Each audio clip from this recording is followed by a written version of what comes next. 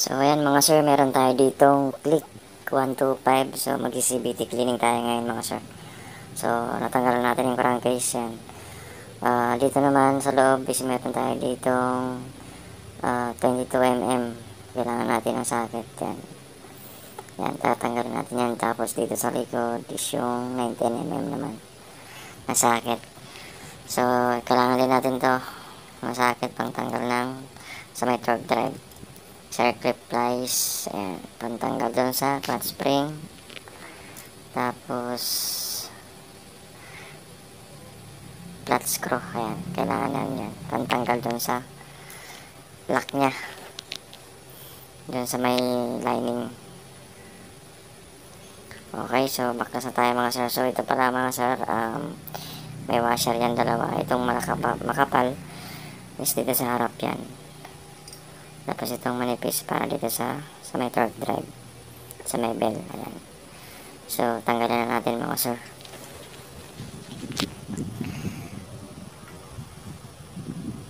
Okay, so natanggal na natin. Check natin yung belt kung may crack. So para so good pa naman siya. Tapos itong kanyang pulley. Ayan. Yung back plate yun. Tapos yung mga slider piece na uhulog na. So medyo maluwag na yun. Pag maluwag na yun mga sir, kailangan napalitan. Tapos yung mga bola, check natin kung may tama na rin.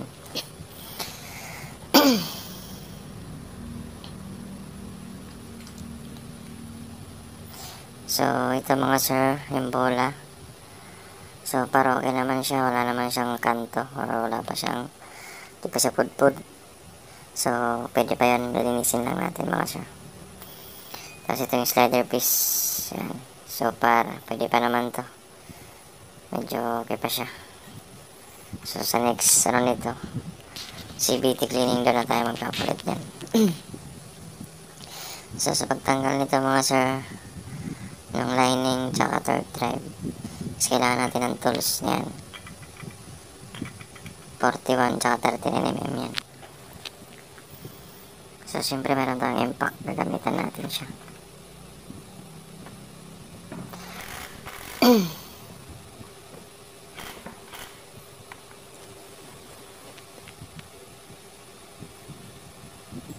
So yun, natanggalan natin. So yan yung center spring niya mga sir. May cap pa yan sa taas. Natanggalin natin yan. Tapos ito, kailangan natin ikutin, tapos hila palabas para mapag-iwalay natin yung female torque drive tsaka male torque drive. So merong ano yan mga sir, may pin. So kailangan natin tanggalin yung pin. So pagtanggal ganito lang gawin nyo. Konting pupok, dahan-dahan hanggang sa mahulog. Yun. So pwede natin siyang mapag-iwalay.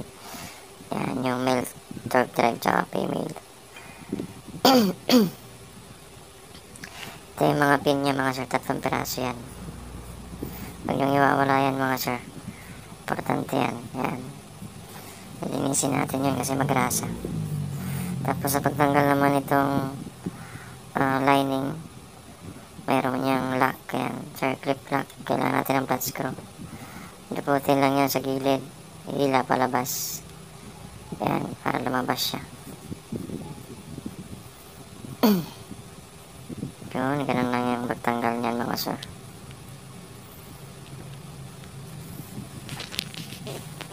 Bali 3 yan.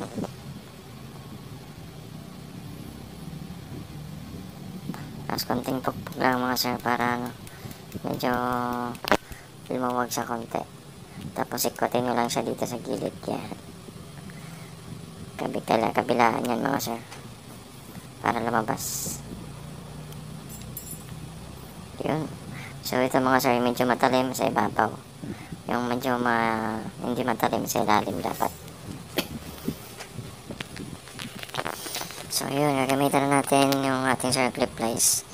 Ito na yung pagtanggal niyan mga sir. Yun, ibubuka lang natin para matanggal yung clutch spring.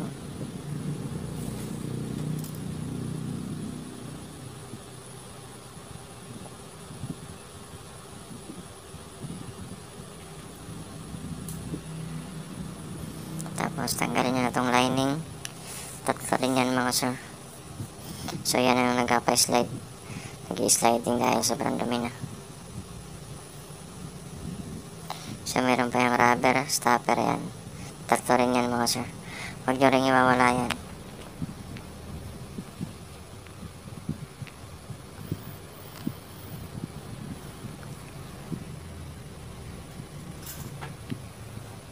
Okay, so linis na tayo nyan mga sir.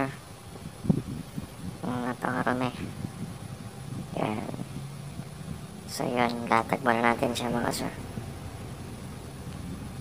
So ito na, nalatag na natin at para medyo may maganda tingnan mga sir. Yan. So maglilinis na tayo. Okay, so yan mga sir, tapos na tayo maglinis. At ito na, ang finish na linis natin. So ayan, okay na lahat yan, nalatag na rin. So assemble na tayo nyan mga sir. Sa pagka-symbol, tingnan nyo na lang mga sir para may idea kayo. So kailangan natin dito ng item na grasa. Huwag kayong gagamit ang hindi item. So kung ano yung ginagawa ko mga sir, gayahin nyo na lang kung gusto nyo gayahin.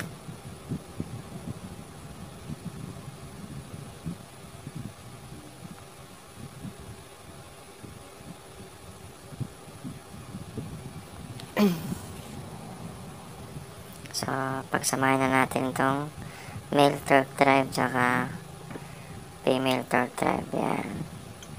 Pag ganyan yan mga sir. So itapat nyo lang sa butas dun para maipasok natin yung pins. Yung mga pin na tatlo kanina. So lalagyan natin yan ng grasa dyan sa loob mga sir. Yan, dyan natin lalagyan ng grasa. So saktuhan lang yung paglagay mga sir. Pupunuin nyo lang yung grasa dyan sa may butas. Yan. So maglagay na tayo ng grasa mga sir.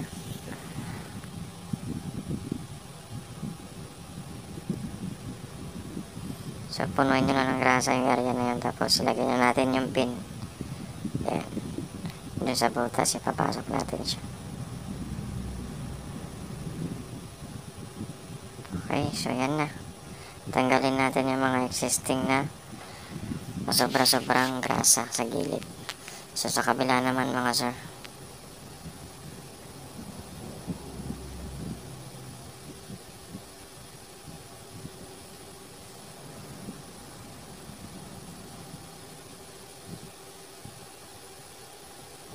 Yan, so ganun lang ang gagawin nyo mga sir. Same pa rin yan doon sa kabila. Punin nyo lang ng grasa. Tapos tanggalin nyo yung mga sobra-sobrang grasa. So tatlo lang yan mga sir.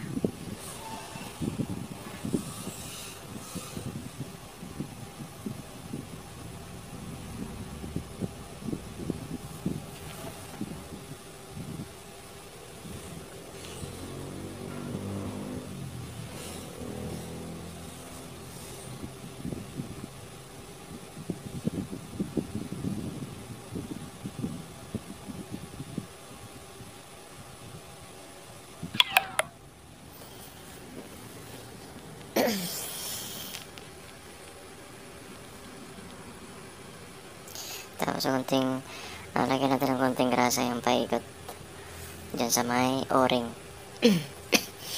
Pati dun sa may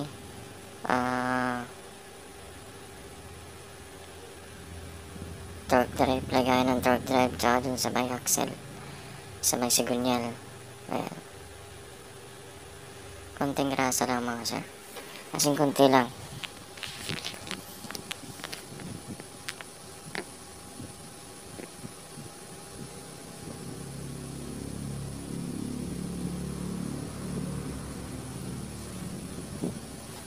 Tapos ibalik na natin itong pinaka takip niya dun sa torque drive. Yan. So ikot lang tapos push nyo lang papasok. So okay na yan.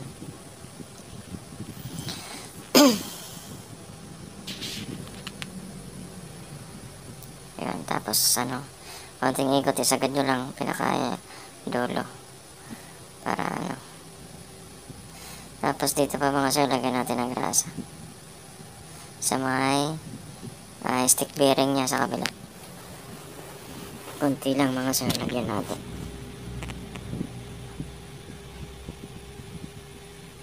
Yan, tapos punasan din natin yan mga sir, yung mga sobra-sobrang grasa. Double check na rin mga sir yung bearing dyan sa may torque drive kung may alog na wala, para kung ano may sira siya, pwede na natin palitan. So susunod gagawa tayo ng ano dyan, tutorial kung paano magtanggal ng bearing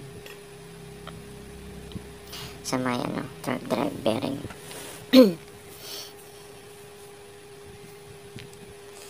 Tapos next natin,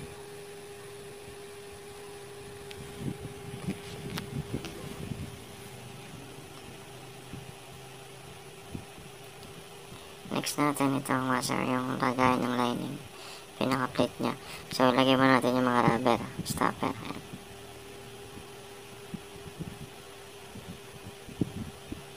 Tapos lagyan natin ng konting grasa yung tatlong naka-usli na yan mga sir, kung saan pinapasok yung lining. Konti lang mga sir.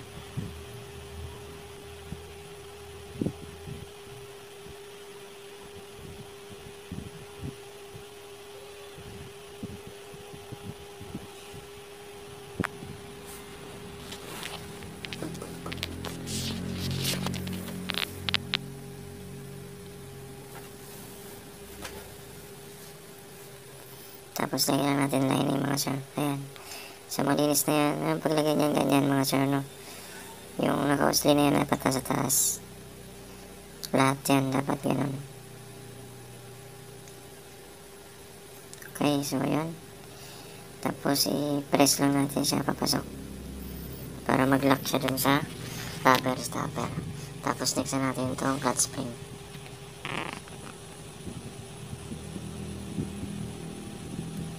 So gagamitan natin siya ng circle pliers. Bubuka lang din mga sir, tapos ipasok dun sa butas sa kabila. Yan, tapos hindi yun papasok. Okay na yan mga sir.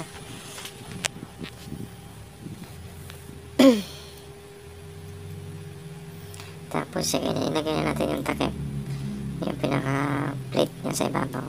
So yung paglagay niyan mga sir, dapat yung medyo matalim, yun ang nasa ibabaw, yung matalim na edge.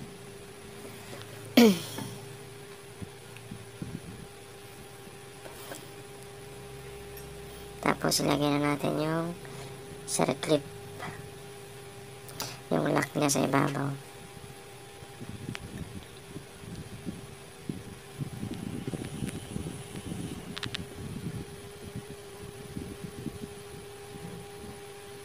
So kailangan natin ng pliers mga sir.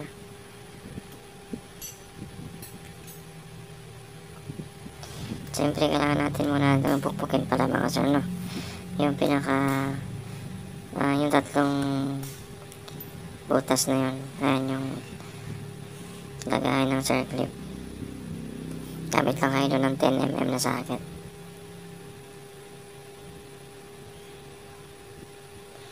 Kasi pag hindi natin pinukpok yun mga sir, mahirap ipasok itong ano, circlip. So pagka napukpok na is madali na lang siyang ibalik mga sir. Yan. So kailangan din parang ano natin yun, ito pala mga sir, yung medyo matalim yung sa ibabaw, yung hindi matalim na portion yung sa ilalim. Yun, ayos na mga sir. Tapos lagyan natin yung center spring, tapos yung takip niya sa ibabaw. Yan. Tapos lagyan na natin to. So sa paglagay niyan mga sir, meron yung ano, guide. May tamang paglagay niyan mga sir. So itutugma nyo lang yung butas doon sa kanyang ano, slot. Yan. Yan. So kailangan nakatapat dyan mga sir.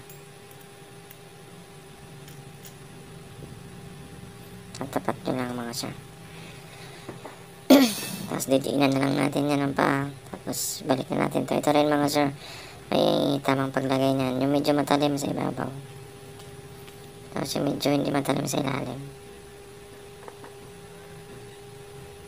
Yan.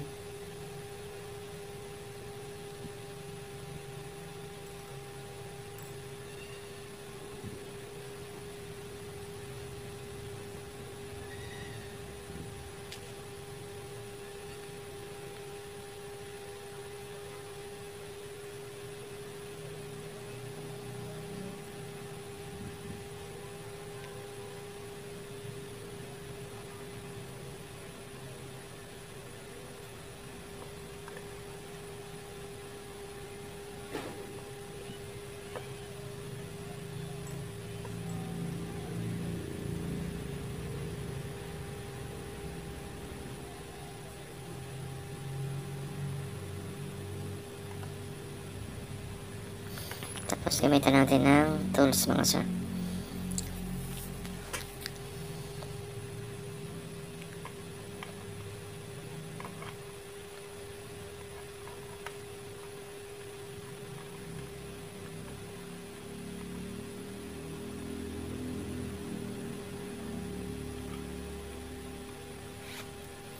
Tapos lock na natin siya ng mabuti. Saktong higpit lang mga sir, huwag naman sobra.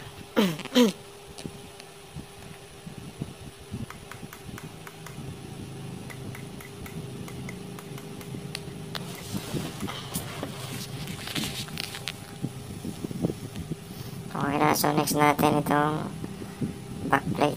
Nilagay natin yung slider piece. Yan, tatlo yan. So, para okay pa naman to. Tapos next natin itong pulley mga sir. So, ito meron itong paglagay mga sir, no? Hindi basta-basta paglagay lang. Kasi meron niyang o-ring.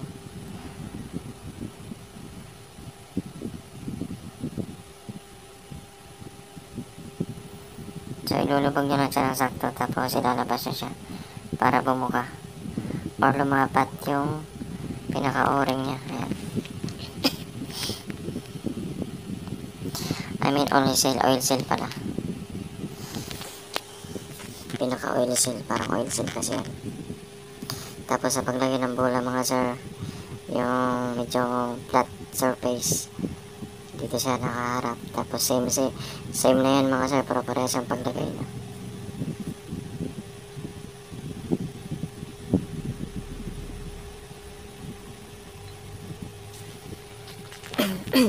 Tapos ilagay na natin itong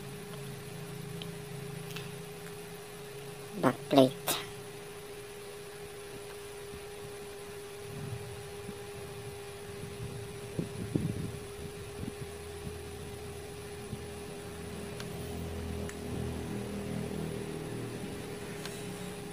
So yun ang mga sir, nakatap siya dun.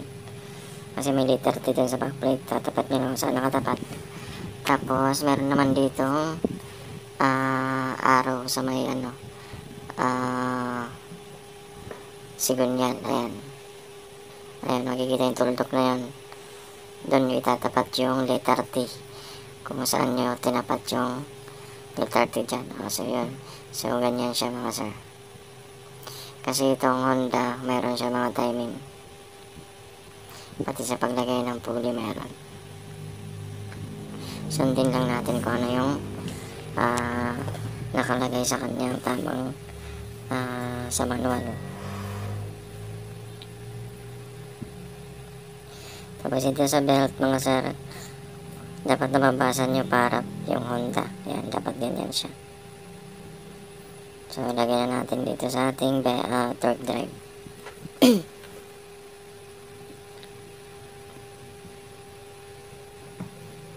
So, i-press nyo lang pataas para pumuka. At naipasok natin itong belt. Yan.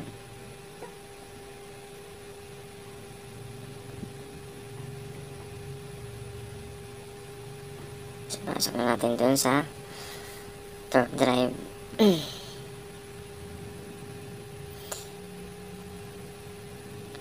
So ayan mga sir, ito naman po drive phase.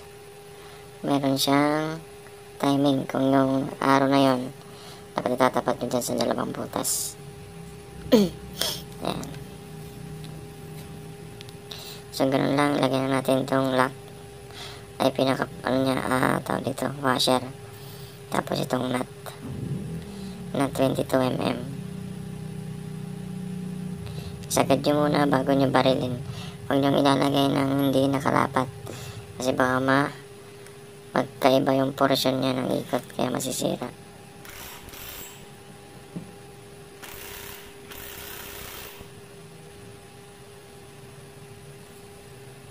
Tapos ilagay na natin itong bell housing. Tapos yung lock, ay yung washer pala, sorry. Tapos yung nut.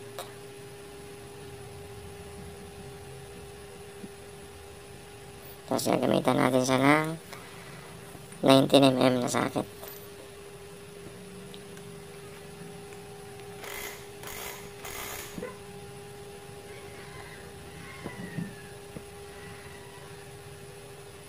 Tapos ibalikin natin itong crankcase. So lagyan natin ng konting grasa ito mga sir, no? Pwede nyo naman tanggalin yan, tapos i-repack nyo sa loob yung bearing kasi may bearing yan. Pero check na rin mga sir kung may alog na o wala pa, para kung sakali may alog na, palitan na rin natin.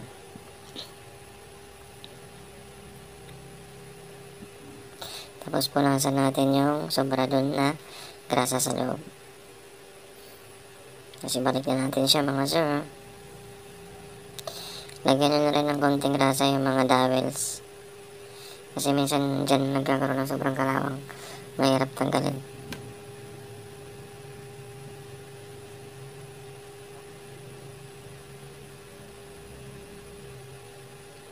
I-start muna natin siya mga sir para lumapat yung belt.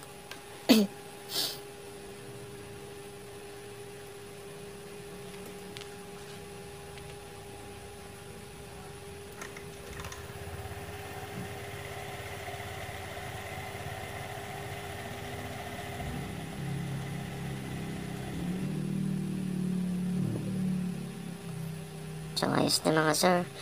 Balikan natin itong cover niya.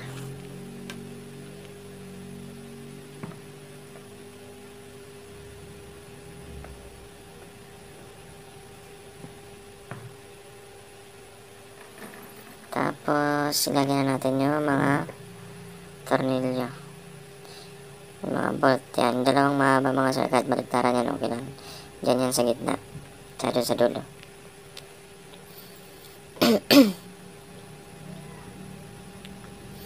Tapos yung mga medyo mahaba konti, yan, dyan yan mga sir. Bali 4 yan, ay 5 pala, pero parehas yung haba niyan mga sir. Yun. Tapos meron siyang 3 maiksi. Ayan. So dito naman siya mga sir. Ito yung isa.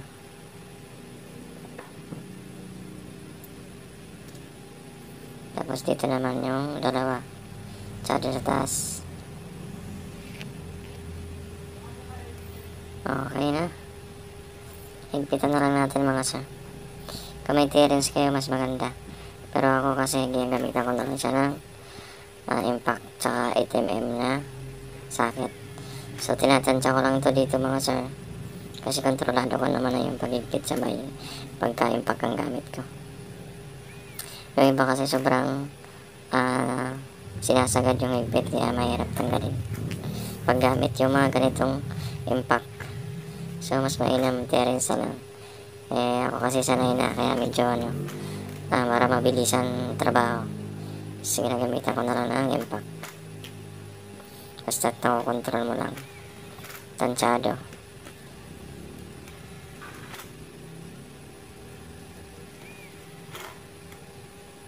Alright, so yun na mga sir.